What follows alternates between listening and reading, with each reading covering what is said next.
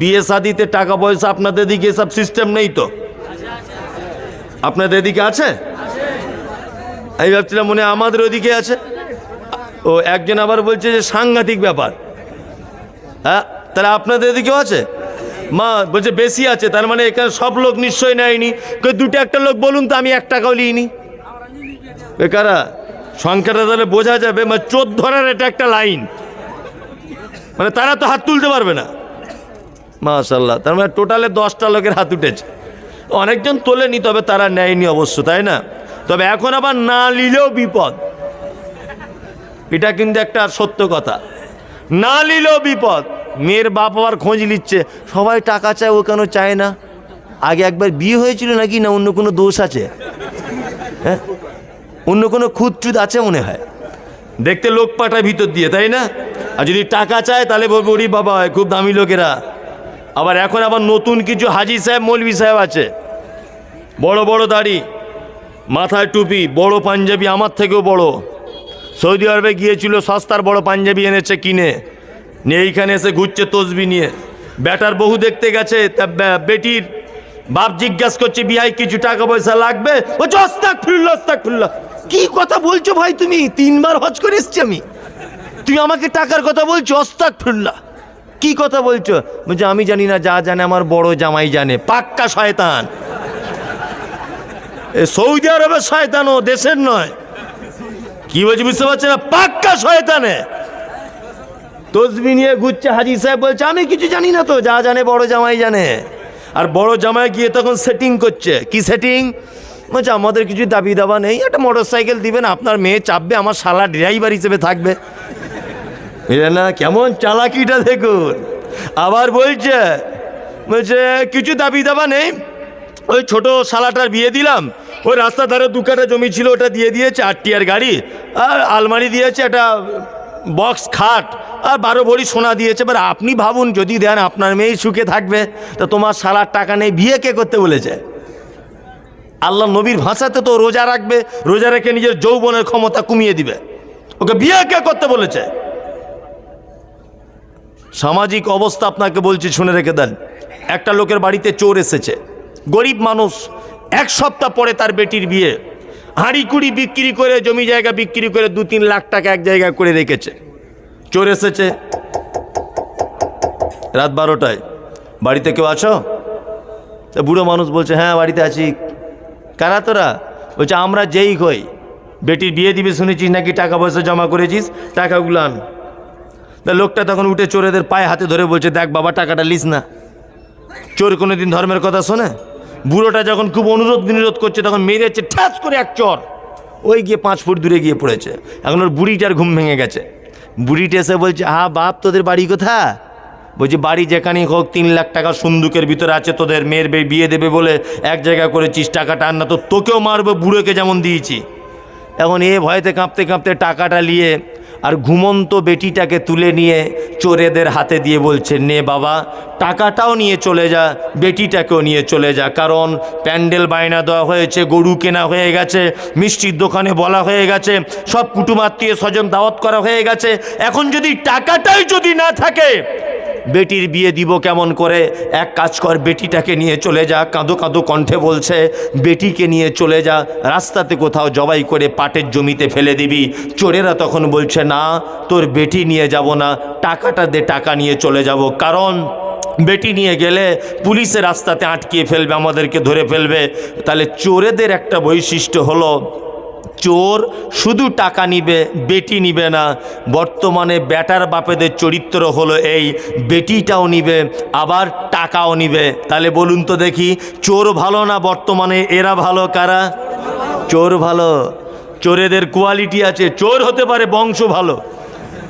কি বলছি বুঝতে পারছেন না? চোর হতে পারে, ওর বংশ ভালো, কিন্তু ও বেটি নিবে না, শুধু টাকা নিয়ে পালাবে। আর এত বড় হারামখোর, টাকাও নিবে আবার বেটিও নিবে। বেটিটা লিল বৌমা করে আনলো, অল্প বয়সের মেয়ে, থালা বাসন মাজতে মাজতে একটা কাঁচের গ্লাস হাত থেকে এইভাবে পড়েছে, ফাট করে ফেটে গেছে। শাশুড়ি মিষ্টি করে বলছে বৌমা, এর আগে কি কোনোদিন কাঁচের গ্লাস চোখে দেখনি? না তোমার মা বাপেরা ব্যবহার করে না? এটা বেদনাদায়ক কথা না আনন্দদায়ক কথা? বেদনাদায়ক। অথচ নিজের বেটি 50টা গ্লাস ভেঙে অপরের সংসার করতে গেছে। গরিবের মেয়ে দুতলা বাড়িতে বিয়ে হয়েছে, বারবার দুতলাতে উঠছে আর নামছে, বারবার আনন্দ করছে স্বামীর দুতলা বাড়ি। আল্লাহু আকবার। শ্বশুর মিষ্টি করে বলছে, নাসিমা মা, এর আগে কোনো দিন দুতলা বাড়িতে ওঠোনি? এটা বেদনাদায়ক কথা। তুমি শ্বশুর হয়ে এটা কেন বলতে গেলে? তুমি তো এটা বুঝিয়ে বলতে পারতে, মা এই যে দুতলা বাড়িটা তুমি দেখছো, এটা তোমাদেরই বাড়ি, আমি রিটায়ার হয়ে গেছি, আমি চলে যাব কিছুদিন পর ছেড়ে, তুমি আমার ছেলেকে নিয়ে সুখে শান্তিতে আমার এই বাড়িতে তোমরা থেকো, তোমাদের ফুলের মতো জীবন গড়ে উঠুক, আমার পোতাপুতিন হোক, দেখব, আনন্দ করব। এটা তুমি শ্বশুর হয়ে এটা বলা উচিত ছিল। কেন তুমি বেদনাদায়ক মিষ্টি কথা দিয়ে বললে জীবনে কোনো দিন দুতলা বাড়ি দেখোনি? কেন বলতে গেলেন? অনেক শ্বশুররা আছে অভিযোগ করে, এই বৌমা খেতে দেয় না, বৌমা ভালো চোখে দেখে না। পাগল কোথাকারে! একটা কুকুরকে যদি 5 বার আপনি ডাকেন আপনার পিছন পিছন ঘোরে, আপনার বৌমা কেন আপনার কথা শোনে না? একটা কুকুর চতুষ্পদ প্রাণী, একটা রুটি কিনে দিলে আপনার পিছন পিছন ঘুরবে। আপনার বৌমা তো বুদ্ধিমতী মেয়ে, ও কেন আপনার সেবা যত্ন করে না? আপনার অনেক ত্রুটি আছে, আজকে থেকে সংশোধন করে নেন। ত্রুটি কি রয়েছে? ত্রুটি রয়েছে অনেক ত্রুটি। সামাজিক কথা বলছি, এই সমস্ত কথা সমাজে প্রয়োজন রয়েছে আমি বলে মনে করি। কি প্রয়োজন? না, আপনার বেটির শ্বশুর যখন আসছে, আপনার বিয়াই, আপনার বেটির শ্বশুরকে আপনার বিয়াই, তখন বাজারে বড় মাছ কিনে এনে বড় বড় মুরগি এনে জবাই করে খাওয়াচ্ছেন, কারণ ওর বাড়িতে বেটি দেওয়া আছে তাই। আর বৌমার যখন বোন আসছে, বৌমার যখন বাপ আসছে, তখন বলছে ওই কড়াইশুঁটি, মটরের ডাল আর পুঁই শাক চালিয়ে দিয়ে চল যা। বৌমা কেন মানবে এটা? তোমার বেটির যখন বাপ এলো বড় বড় মাছের মাথা এই বৌমাটাই রান্না করেছে, আর ওর বাপ যখন এসেছে এক সংসারে আছে, ওরও তো ইচ্ছা হয় যে আমার আব্বারও বড় মাছটা রান্না করে খাওয়াবো, আমার শ্বশুর এনে দেবে, এটা ইচ্ছা হয় কি হয় না? তুমি যেদিন থেকে এই বৈষম্য তৈরি করে দিয়েছ, সেই দিন তোমার বৌমার কাছে তুমি একেবারে ভয়ঙ্কর মানুষ হিসেবে রূপ নিয়ে দাঁড়িয়ে আছে। কেন বৈষম্য? ঈদের আগের দিনে 4-5 দিন আগে তোমার বেটির জন্য 4-5টা শাড়ি কিনে তোমার বেটিকে নিয়ে যাচ্ছ, আর বলছো মা এর থেকে 2টো শাড়ি তুই ভালো দেখে পছন্দ করে নে। কই বৌমার বেলা তো একটাও এনে দিলে না? একটাও নাই তো। চলুন দিনে 10 বার তাকে মা বলে ডাকুন, দেখি আপনার বৌমা আপনাকে খেতে দেয় কি না দেয়। 5 বার মা বলে ডাকুন তাকে, কিন্তু আপনার মেয়ের মতো 5 বার মা বলে ডাকুন তো। একটা কুকুরকেও আতু চুচু চুচু করে ডাকলে পিছন পিছন ঘরে, আর আপনার বৌমাকে 5 বার মা বললে ও কি আপনার গালাগালি করবে? আপনার অনেক ত্রুটি রয়েছে ব্যবহারের, আপনি এটা ঠিক করুন। এগুলো সামাজিক কথা বলে দিলাম। বিবাহতে পণপ্রথা যারা নিয়েছেন, আল্লাহ নবী সাল্লাল্লাহু আলাইহি ওয়াসাল্লাম বলছেন, ইয়া মাশারাস শাবাব, হে যুবকের দল, মান ইসতাতা মিনকুমুল বাপ ফালিয়াতাজাওয়াজ। শোনো, ক্ষমতা থাকলে বিবাহ করো, ক্ষমতা না থাকলে বিবাহ করো না। ইমাম নববী ক্ষমতা বোঝাতে গিয়ে বলেছেন 4টে ক্ষমতা লাগবে বিবাহ করতে গেলে। 1, যৌবনের ক্ষমতা লাগবে। 2, প্রশস্ত বাড়ি থাকতে হবে। 3, ইনকামের রাস্তা ভালো হতে হবে। 4, তোমার বউ তোমার কথা মতো চলবে, এর নাম স্বামী। ভ্যানিটি ব্যাগ নিয়ে চলে যাচ্ছে বন্ধনের লোন করতে, আর ও এরকম পায়ের উপরে পা দিয়ে বসে আছে, ভেড়া বাড়িতে বসে আছে, আর ওর বউ যাচ্ছে বন্ধনের লোন আনতে। আপনাদের মুর্শিদাবাদে অবশ্য হয় না, আমাদের ওদিকে হয়। আপনাদের দিকে হয়? হয় আমি জানি, কিন্তু আমি আমার ঘাড়ে দোষ রাখবো না, অত বোকা লোক আমি নয়। আমি ডাইরেক্ট বলবো না যে মুর্শিদাবাদে, কারণ আপনার গাড়ি ফাড়ি ভাঙচুর করে দিতে পারে। এই যে বাঁকুড়াতে গিয়ে একবার একটা বক্তব্য দিয়েছিলাম, একটু উত্তেজিতমূলক, বড় বড় ইট ছুটছে গাড়িতে, সব আসছে, যে ব্যাপার, যে রাস্তা দিয়ে যাচ্ছে আটকে দিচ্ছে, স্টেজ থেকে নামিয়ে দিচ্ছে, এসব নানান ঘটনা এবছরে ঘটেছে। বাংলাদেশ যাব, ভিসা পর্যন্ত কমপ্লিট, এয়ারপোর্টে পৌঁছে গেছি, SMS চলে এলো আপনার ভিসা ক্যান্সেল। কারণ বলছে বাংলাদেশের 27টা থানায় আপনার নামে অভিযোগ। আলহামদুলিল্লাহ, খুব ভালোই হয়েছে, যা হয় ভালোই হয়। 27টা 42টা প্রোগ্রাম ছিল বাংলাদেশে, বলছে 27টা থানায় অভিযোগ। অভিযোগ করেছে কারা? নিশ্চয় হুজুররা করেছে। হুজুর ছাড়া এই বেঈমানি কেউ করতে পারবে না। এই বেঈমান বিশ্বাসঘাতকরা তো ডাক্তার জাকির নায়েককে দেশ ছাড়া করেছে। এই বিশ্বাসঘাতকেরা নামের আগে পীর, নামের আগে মোজাদ্দেদ, নামের আগে হুজুর, নামের আগে সিলসিলা, এই পাক্কা চিটিংবাজরাই জার্জিস আনসারীকে 13 বছরের জেল খাটাচ্ছে, এই বেঈমানেরাই। তা আমি মমতাজুল ইসলাম আমাকেও যেটা ছাড়বে এটাও আমি জানি ছাড়বে না, তারপরেও এটা আমি বলে দিয়ে যাচ্ছি জাতিকে, যতদিন থাকবে এই ভাঙা গলাতেই হক কথা মানুষকে বলে যেতে হবে, কোনো ডর নেই। এখন তো অনেক মানুষ আছে, আমি যেখানেই যাব আমার ফ্যান ফলোয়ার তো লক্ষ লক্ষ মানুষ। ইব্রাহিম আলাইহিস সালামের জামানাতে মাত্র কয়েকজন মানুষ, তারপরেও তো তিনি আল্লাহর উপরে বিশ্বাস করেছিলেন। হ্যাঁ, আগুনে ফেলে দেওয়া হয়েছে, তারপরেও তো আল্লাহর উপরে বিশ্বাস ছিল কি ছিল না? এখন তো অসংখ্য মানুষ, আমি বিপদে পড়ে গেলেই মানুষ ঝাঁপিয়ে পড়বে। এখন যদি এখানে রাস্তায় আমার কোনো বিপদ হয়, আপনারা যাবেন না? যে মমতাজুল সাহেব বিপদে পড়ে গেছেন, ওই সমস্ত বদমাশ লোকেরা অ্যাটাক করেছে, আপনারা যদি শোনেন, তাহলে আপনি যদি মুসলিম ভাই হয়ে থাকেন, আমি মমতাজুল ইসলাম ইম্পর্টেন্ট লোক নয়, আমি মুসলিম হিসাবে আপনি মানবতা দেখাবেন না? দেখাবেন। তাহলে এই মানবতা যদি আপনার তরফ থেকে আমার উপরে যদি থাকে, আমি কেন ভয় করতে যাব? আমি বলেই দিয়েছি, আমি তোমাদের মতো লোকের কাছে ক্ষমা চাইতে পারবো না। সোশ্যাল মিডিয়ায় বলছে মমতাজুল ইসলামকে ক্ষমা চাইতে হবে, না তোর বিরুদ্ধে মামলা করবো। আমি যে ক্ষমা আমি চাইবো, মানুষের কাছে ক্ষমা চাইতে রাজি আছি, ভুল যদি করি অবশ্যই ক্ষমা চাইতে রাজি আছি, তবে অমানুষদের কাছে আমি ক্ষমা চাইতে রাজি নই, বাতিলের কাছে আমি কোনোদিন ক্ষমা চাইব না। আমার নাম আহলে হাদিস, আমি আহলুল হাদিস, সঠিক হাদিস কোরআন মেনে চলি। আহলে হাদিস হচ্ছে তারাই যারা ফাঁসির মঞ্চে ঝুলে যাবে তারপরেও হকের উপরে টিকে থাকবে, এরাই হচ্ছে আহলে হাদিস। আহলে হাদিস মানে সমস্ত বেদাতীদের মাঝখানেই মুয়াজ্জিন ইমাম সাহেব যখনই বলবে ওয়ালাদ-দাল্লিন, জোরেই বলবে আমিন, এর নাম আহলে হাদিস। আমি তোমার মতো বেদাতির কাছে মাথা নত করতে যাব?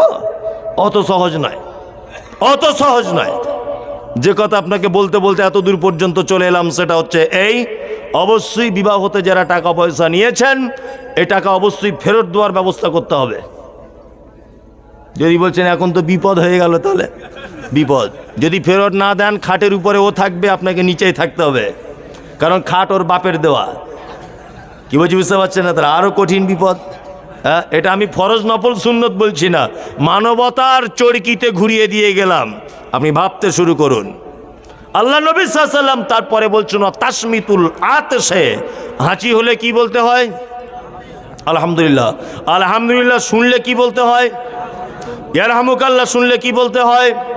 ইয়াহদিকুমুল্লাহ ওয়া আসলিহু বালাকুম। এই 3 পর্যায়ের উত্তর আপনাকে দিতে হবে। জান্নাতে যাবার আপনাকে 5টা 10টা আমল বলে দিলাম, আপনার মনে নেই, এটা আমিও বুঝতে পেরেছি। 1 নাম্বার থেকে আবার শুরু করছি। 1, সর্বক্ষেত্রে আল্লাহর ইবাদত করবেন। 2, শিরক করবেন না। 3, 5 ওয়াক্ত সালাত আদায় করবেন। 4, যাকাত ফরজ হয়ে গেলে দিয়ে দিবেন। 5, হজ করার মতো টাকা থাকলে করে নেবেন। এই হাদিসে 1, রাদ্দুস সালাম, এক অপরকে দেখলে সালাম দিবেন। 2, ওয়াইয়াদাতুল মারিজ, অসুস্থকে দেখতে যাবেন। 3, ওয়াইত্তিবাউ জানায়েজে, জানাজা পড়তে চলে যাবেন। ওয়াইজাবাতুদ দাওয়াতে, বৈধ দাওয়াত কবুল করবেন। ওয়া তাসমিতুল আতশে, হাঁচি হলে 3 পর্যায়ের উত্তর দিবেন। ইনশাআল্লাহ জান্নাত যাওয়া যাবে। মানবো ইনশাআল্লাহ? ইনশাআল্লাহ। যদি না মানেন ওটা আপনার ব্যাপার, যদি ছেড়ে দেন ওটা আপনার ব্যাপার। তবে আপনাকে এ কথা আমি ভাবাতে পারবো না জাহান্নাম কত কঠিন, এটা ভাবানো যাবে না আপনাকে। এটা আপনাকে ভাবানো যাবে? যাবে না। দুনিয়ার আগুনের থেকে অনেক অনেক অনেক গুণে বেশি তার আগুনের তেজ। আপনাকে ভাবানোই যাবে না কত যে কঠিন জাহান্নাম। এই জাহান্নাম থেকে বাঁচতে গেলে আমলগুলো করার জন্য বিনীত অনুরোধ আপনাদের কাছে রাখলাম। আরও যদি বলেন যে ভালো কাজ, আরও 2টা একটা বলে দেন, আমি সহি হাদিস থেকে আরও 2টা একটা ভালো কাজের কথা আপনাদেরকে ছোট্ট করে 5-7 মিনিটের মধ্যে বলে দিয়ে বক্তব্য শেষ করে দিই। 1, আল্লাহ নবী সাল্লাল্লাহু আলাইহি ওয়াসাল্লাম তিনি বলছেন, মান কানা ইউমিনু বিল্লাহি ওয়াল ইয়াউমিল আখির ফালিয়ুকরিম যায়ফাহু। ওই লোক আল্লাহকেও বিশ্বাস করে না, ও কিয়ামতকেও বিশ্বাস করে না, কে সে? ফাল ইকরিম যায়ফাহু, যে তার মেহমানের সঙ্গে অসৎ ব্যবহার করে। কখনোই প্রতিবেশী মেহমান এদের সঙ্গে অসৎ ব্যবহার করবেন না। নাম্বার 2, পালিউজি জারাহ, 2 নম্বর হচ্ছে প্রতিবেশীর সঙ্গে অসৎ ব্যবহার করবেন না। 3, কথা বলতে হলে উত্তম কথা বলবেন, তাছাড়া কথা বলার চেষ্টা করিয়েন না। আল্লাহ নবী সাল্লাল্লাহু আলাইহি ওয়াসাল্লাম বলেছেন ফালিয়াকুল খাইরান আও লাম ইয়াসমুত, কথা বলতে হলে উত্তম কথা বলো, মিষ্টি কথা বলো না, অথবা কথা বলিও না, চুপচাপ মেরে থাকো। অত্র হাদিসে 3টে কথা ভালো কাজ আপনাকে বলে দিলাম। তার মধ্যে একটি ভালো কাজ হচ্ছে এই, মেহমানের সঙ্গে সৎ ব্যবহার করবেন। রাত্রি এখন 12টা বাজে, মানুষ আর টিকানো যাবে না, ছেড়ে দিই, তাই তো? জি, মজলিস ভাঙার দোয়া বলে দেন, সুবহানাকাল্লাহুম্মা ওয়া বিহামদিকা আশহাদু আল্লা ইলাহা ইল্লা আনতা আস্তাগফিরুকা ওয়া আতুবু ইলাইক। আসসালামু আলাইকুম ওয়া রাহমাতুল্লাহ।